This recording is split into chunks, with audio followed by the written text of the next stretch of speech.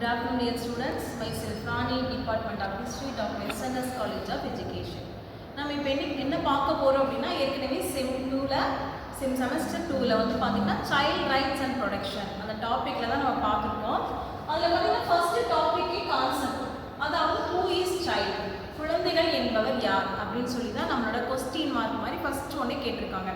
அதில் பார்த்தீங்கன்னா குழந்தைகள் யாருன்னு நினைப்போம், 0 to 18 ஏஜ் வரைக்கும் இருக்கிற ஒவ்வொருத்தருமே குழந்தைகள் தான்.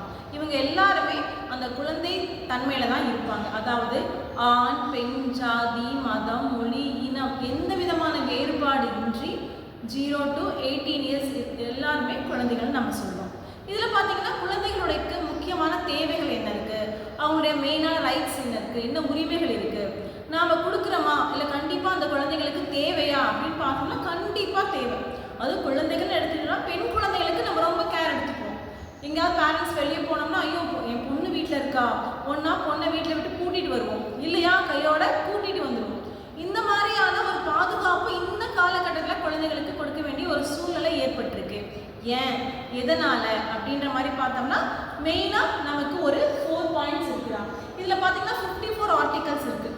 இந்த 54 ஆர்டிகல் என்ன சொல்லுன்னா குழந்தைகளுக்கு எப்படி பாதுகாப்பு கொடுக்கறது, அவங்களுக்கு என்னென்ன உரிமைகள் இருக்கு அப்படின்னு சொல்லிட்டு 54 ஆர்டிகல். அதை வந்து நம்ம சரத்துக்கள்னு சொல்லலாம், சட்டங்கள்னு சொல்லலாம், இல்லைன்னா விதிகள்னு சொல்லலாம். இந்த 54ஐயும் சுருக்கி ஒரு 4 ஹெட்டிங்ஸ் நம்ம கொடுத்துருக்காங்க. என்னன்னு பார்த்தீங்கன்னா ரைட் டு சர்வ், அதாவது உயிர் வாழ்வதற்கான உரிமை என்ன இருக்கு ஒரு குழந்தைக்குன்னு பார்த்தீங்கன்னா முக்கியமான தேவை உணவு, உடை, உறைவிடம்னு சொல்லலாம். ஒரு குழந்தைக்கு உணவு இல்லாமல் இருக்க முடியாது, உடுத்தருக்கு ட்ரெஸ் இல்லாமல் இருக்க முடியாது, ஏதாவது ஒரு வீடுன்னு ஒரு குடிசைனாலும் ஒரு வீடு நமக்கு வேணும். இது அடிப்படை தேவையான விஷயமா இருக்கு. அப்போ இதை வந்து ஒரு பெற்றோர்கள் தான் இதை கொடுக்கணும். சரி, இன்கேஸ் அந்த குழந்தைக்கு அப்பா இல்லை அம்மா இல்லை அப்படின்னா கண்டிப்பாக யாராவது ஒருத்தர் ஆதரவு கொடுத்து அந்த குழந்தைய வளர்த்துவாங்க.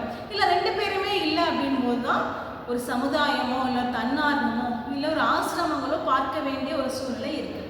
அடுத்தது பார்த்தீங்கன்னா right to participate, protection, right to protection. ஒரு ப்ரொடெக்ஷன் எப்படி கொடுக்கறது, ஒரு குழந்தைக்கு எப்படி பாதுகாப்பு கொடுக்கறதுன்னு சொல்லி பார்த்தோம்னா கண்டிப்பாக ஒரு பெற்றோர்கள் தான் கொடுத்தாகணும்.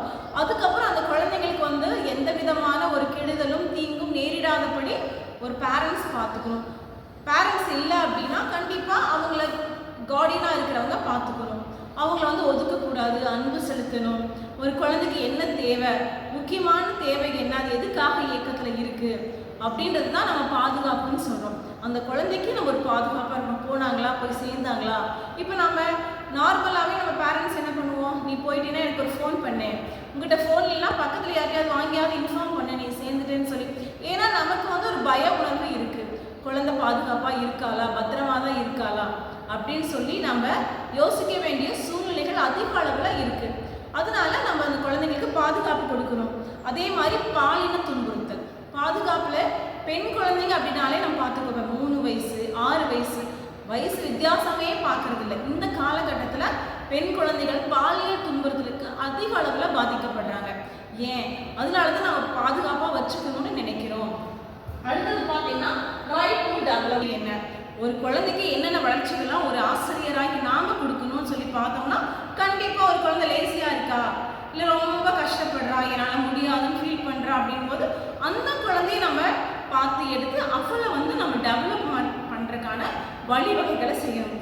என்ன செய்யலாம், நல்லா சாப்பிடுன்னு சொல்லலாம், ஹெல்த் இஷ்யூ பார்க்க சொல்லலாம், மனதளவில் அவள் ரொம்ப ஃப்ரீயாக இருக்காளா, இல்லை ஏதோ நினச்சிட்டு ஃபீல் பண்ணுறாளா.